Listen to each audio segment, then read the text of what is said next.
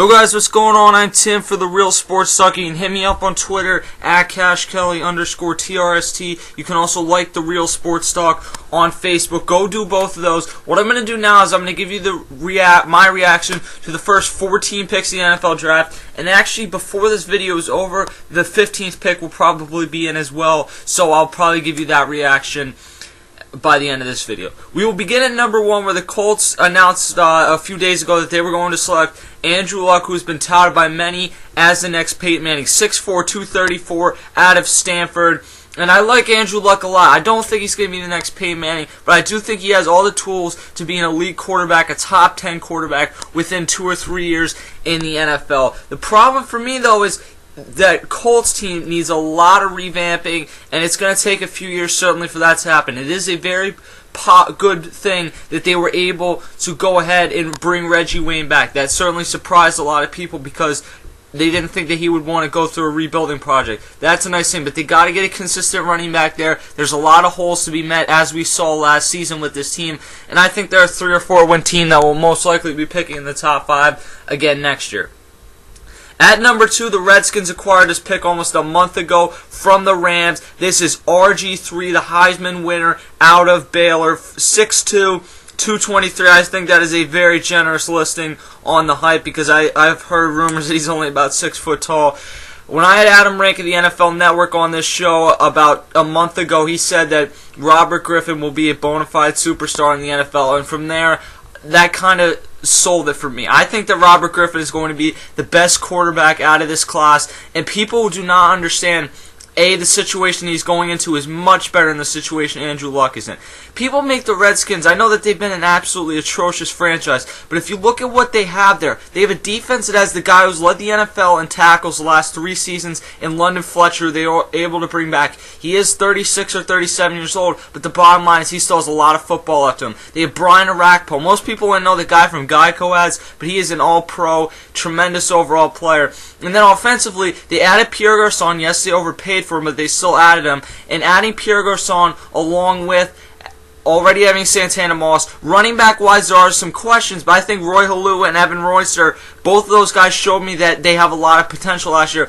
I think that Robert Griffin is walking into a situation where he could immediately win 6 or 7 games next year, and I wouldn't be surprised if they even won a few more than that and were competitive in a division last year that only took 9 wins to win this entire division. So I think that Robert Griffin comes out as the best quarterback overall. The only concern I have about him is the hype. If I had to compare him to someone, the Michael Vick comparison is driving me nuts because I think at the time that Michael Vick came out of Virginia Tech in 2001, he wasn't nearly the type of passer that Robert Griffin is. Robert Griffin is probably about the same height, but it's driving me nuts how people are saying, oh, he's the same size as Michael Vick. Michael Vick is by no means 223 pounds. He does not have that frame. This is a guy that can run outside the tackles, of course, but he could even maybe make some runs up the middle the way Tim Tebow does, and he can actually throw too. And you add all that in, and you look at what Cam Newton did last year. I think he's a better overall passer right now than what Cam Newton is. I don't think he's going to be a better player because I think Cam Newton's bigger, a bigger build, and I think that that's going to help Cam Newton succeed. But I think that Robert Griffin is going to be a top 5 quarterback in the NFL relatively soon. Within the next 4 years, I think that Robert Griffin will be one of the faces of the NFL. High praise for a guy that I think a year ago there were a lot of people who didn't know who he was because he played for Baylor, but he had 2 very, very good seasons out in Baylor, and I'm impressed. He's articulate, he's smart, tremendous speaker, and the Redskins finally get their guy. They're getting out of there, out of the hell that they've been in for the last however many years. They're out of it now, and I mean that's coming from an Eagles fan saying that and raving. And I think if you look at RG3 and Cam Newton, there's a trend. There's these bigger quarterbacks who can, yes, they can run, and you can even throw Tim Tebow in here a little bit. But bigger quarterbacks who can throw, well, Tim Tebow can't do that, but who can run. They have a bigger body, so unlike guys in the past like Michael Vick and Randall Cunningham, they're not going to get hurt as much. And you add that all in, and I think that you have a new trend in the NFL starting. We had the pocket quarterback trend for the last 10 or 15 seasons with Manning, Brady, Rodgers, the other Manning, Ben Roethlisberger, Phillip Rivers, and now we have these guys like Cam Newton and RG3 that have these big bodies, big frame. They can take a few hits. They can stand in that pocket and throw the ball. I'm excited to see these type of guys in the NFL because I think that they are the most exciting type of quarterback there is. The Browns at number 3 traded up from the Minnesota Vikings, and they take Trent Richardson, the running back out of Alabama. Trent Richardson showed a lot to me over the past few seasons, and I'm excited to see what he is. Alabama continues to produce tremendous running backs out of their system, and we saw Mark Ingram have a pretty successful rookie season. I think that Trent Richardson will pass that. With the loss of Peyton Hillis, he will get a very good chance to be the starter next year and get a bulk of the carries, and I would anticipate a very good rookie season out of him. Matt Khalil, the Vikings get this pick from the Browns at number 4. A lot of trades early on.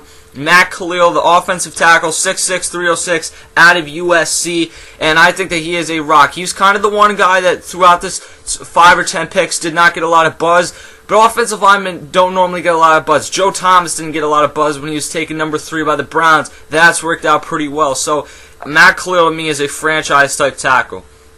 At number 5, we have the Jags getting a pick from the Bucs, Justin Blackmon, and I know I'm being really positive here. Trust me, if you ever watch my show, besides this, I'm not someone who's just always positive, but I really like the first 5 or so picks here. Justin Blackmon, I think, has the capability to be almost as good as a Calvin Johnson. What I saw of him, I was really impressed. He's only 6'1". I mean, that's not terribly short, but you'd like a guy to be more like 6'2" or 3". But, I mean, what I saw in him in Oklahoma State, if you watched their bowl game, the Fiesta Bowl, I think it was against Stanford, he really impressed me, and I think that he is going to be a superstar wide receiver in the NFL. Maurice Claiborne at number 6 was taken out of LSU, 5'11", 188. He comes, the Redskins got this pick from the Rams. They traded out of this pick. The Cowboys move up to take this. The Cowboys released Terrence Newman. They finally moved on in that department, and they are going to bring in Maurice Claiborne to help in the secondary. I think that Maurice Claiborne is going to be a very good cornerback. This is a year where Alabama and LSU defensive players really are the headliners of a majority of this draft, and you'll see it even more through the second half of that first round because a lot of the first round people come from different schools. It's just the best overall players. But as you look throughout more of the first round, it is a lot of guys that are from all over the country, or from LSU and Alabama for the most part. At the number 7 pick, Mark Barron, the Bucs get him, the strong safety, 6'1", 213 out of Alabama, another guy who comes out of an LSU or Alabama. I was impressed from what I saw of him in the national title game and the other times that LSU played Alabama. And overall, I mean, he was on a stacked defense, so there's no way to know for sure. But I think that he is going to be a solid, strong safety for years to come. And the Bucs do a nice job getting this pick from the Jacksonville Jaguars. At number 8, here's the first pick that I do not like at all. Ryan Tannehill, 6'4", 221 out of Oklahoma State, or out of Texas A&M, my bad. I know he's worked with their new offensive coordinator, and I don't like Ryan Tannehill. I'll put it as simply as that. From what I've seen on him, I have watched a decent amount of Texas A&M games. He does not project too well to the NFL for me. I'll leave it at that. At number 9, Luke Kuechly. And I think Ryan Tannehill will be a bust. I'll just put it at that. Luke Kuechly at number 9. The Panthers get a steal here. Luke Kuechly, I think, will be a solid middle linebacker for a long time. And I believe he even has the capability to move to the outside. But he's going to get you over 100 tackles probably maybe not immediately, but once he gets into his prime, this is going to be one of the better middle linebackers in the game. At number 10, Stephen Gilmore, my bad, out of South Carolina, 6'1", 190, a corner, goes to the Buffalo Bills. I don't know a ton about him, to be quite honest with you, but I like the pick. Dontari Poe out of Memphis, he goes number 11 overall. He was one of the more underrated players in the country because he was playing at a smaller school. From what I saw, he was a solid overall defensive tackle, and it did take some work at the combine. When you don't get a ton of national buzz, you have to have a nice combine, and I watched the entire combine, and Dontari Poe looked very good. At number 12, finally they do something right. My Eagles take Fletcher Cox. Words can't even describe how happy I am with this pick. Out of Mississippi State, a huge defensive tackle. I love this pick He works perfect in adding him into this defensive line. I think this is one of the top 5 defensive lines in the game now. You have Colin Jenkins, probably the most underrated defensive tackle in the game. Jason Babin, yeah, he can't make a lot of tackles besides sacks, but the bottom line is he's had over 30 sacks the last 2 years combined. Also interviewed him on this show. Go check that out when he was a member of the Titans. Trent Cole on the opposite side. He's been a top 10 defensive end for the last 5 years. Tremendous overall player. And then you add him in. I had Fletcher Cox and Mike Patterson's still there. I like what they did here. And for once, it's not, oh, they're going to trade up. Oh, they're getting Earl Thomas out of Texas. That safety that we wanted. The Eagles select Brandon Graham. And no one really knows who Brandon Graham is, and still not a ton of people do. And then the next season, oh, the Eagles are going to trade up and they're going to select Gabe Creamy, that offensive tackle that looks pretty good and ended up having a nice first season with the Bears. Eagles select 26-year-old offensive lineman who was playing rugby 3 years ago, Danny Watkins, and he didn't have a terrible rookie year, but he was a mid-second round pick and they took him in the first round. For once, the Eagles finally do something that makes a lot of sense. At 13, the Arizona Cardinals select Michael Floyd, one of the few Notre Dame prospects as of recent times that has really worked out. Michael Floyd, you add him across from Larry Fitzgerald. Larry Fitzgerald wanted another elite wide receiver across from him. I think he gets that. While Justin Blackmon, to me, is clearly the best overall wide receiver in this class, Michael Floyd is a very good number 2. The Rams select Michael Brockers out of LSU, defensive tackle, another SEC type guy, and this is one of those huge type defensive tackles that can just clog lanes. I was listening to 97.5 The Fanatic earlier, and they were making a comparison to Vince Wilfork.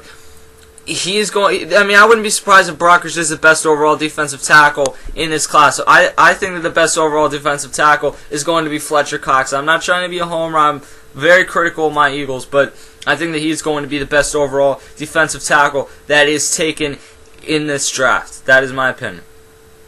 And finally, at number 15, Bruce Irvin out of West Virginia, the outside linebacker. I didn't get to see a ton of him, but what I did see, I was impressed with. That is your first 15 picks in the NFL draft overall, taken into account. Give me your thoughts on this tomorrow or sometime throughout the next week or so. We're going to get a little more in depth of the RG3 to Andrew Luck comparison because there's a lot of varying opinions, a lot of people that want to talk about this, want to hear about this. Believe me, we will do it. You will hear about it all right here on TRST.